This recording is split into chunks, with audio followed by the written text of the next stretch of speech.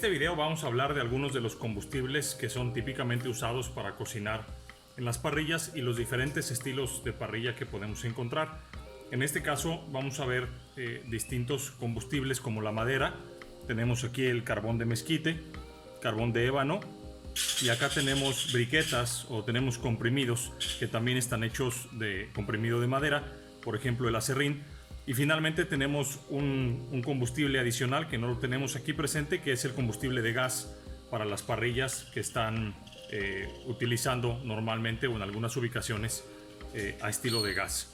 Bien, ¿cuáles son las ventajas o desventajas o las diferencias de este tipo de materiales? Pues principalmente en estos dos que tenemos carbón de mezquite y carbón de ébano, las diferencias no son muy relevantes. Las diferencias vamos a encontrar muy pocas entre ellas, vamos a encontrar muy pocas inclusive en el sabor.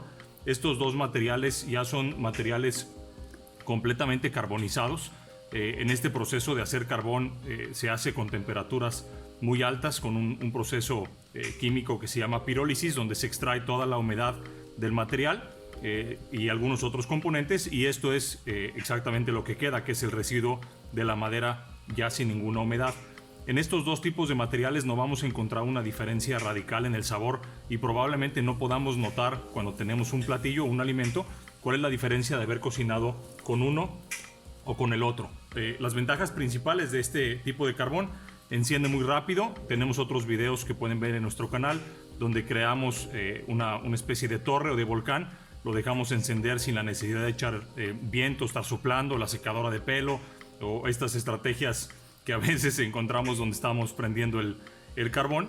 Las diferencias es lo que vamos a encontrar. Aquí tengo un ejemplo. Vamos a encontrar bolsas donde tenemos un montón de pedacería, inclusive a veces encontramos polvo, y vamos a encontrar bolsas donde el carbón es más uniforme, tanto en mezquite como en ébano o en algunas otras maderas.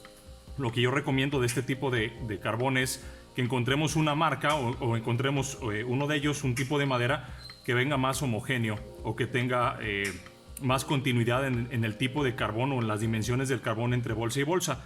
Esto nos va a permitir tratar de mantener una temperatura un poco más constante. Si tenemos carbón muy pequeño o básicamente polvo, pues esto se va a deshacer, se va a desintegrar muy rápido y vamos a tener que estar echando constantemente estos mismos residuos. Una bolsa de carbón, más o menos una vez que llega a brasa, que es el momento correcto donde debemos de utilizarlo, este carbón cuando llega a brasa podemos tener un calor homogéneo más o menos durante una hora de parrilla o una hora de trabajo. Las briquetas, que son aserrín o madera comprimida, este tiene la ventaja que es un producto que viene siempre en el mismo tamaño, es muy homogéneo y vamos a tener la ventaja que la temperatura que vamos a tener va a ser muy uniforme. La desventaja de este tipo de productos es que muchas veces vienen con combustibles o algunos otros componentes químicos para ayudarnos a encender el carbón mucho más rápido, y esto puede dañar el sabor de nuestros alimentos o inclusive puede ser a veces un tanto tóxico. Más aún si tenemos ya nuestra cama de carbón, pasó un cierto tiempo en donde necesitamos poner carbón adicional porque está bajando la temperatura y ya tenemos nuestros alimentos en la parrilla.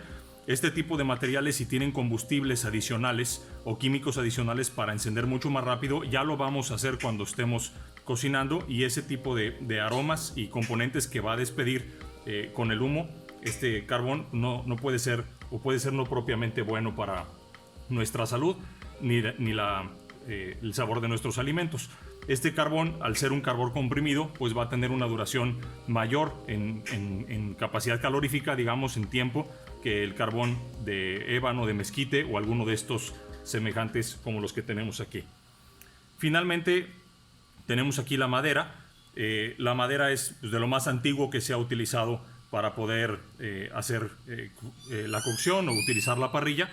La ventaja de la madera es que vamos a tener un material que va a dar un aroma muy similar, muy particular, muy bueno, muy característico. A veces, según el tipo de madera, pues nos va a dar un sabor un poco más húmedo, un poco más antiguo. Depende del tipo de madera que vamos a utilizar, son los sabores que se va a trasladar en la comida. Es la principal ventaja de la madera.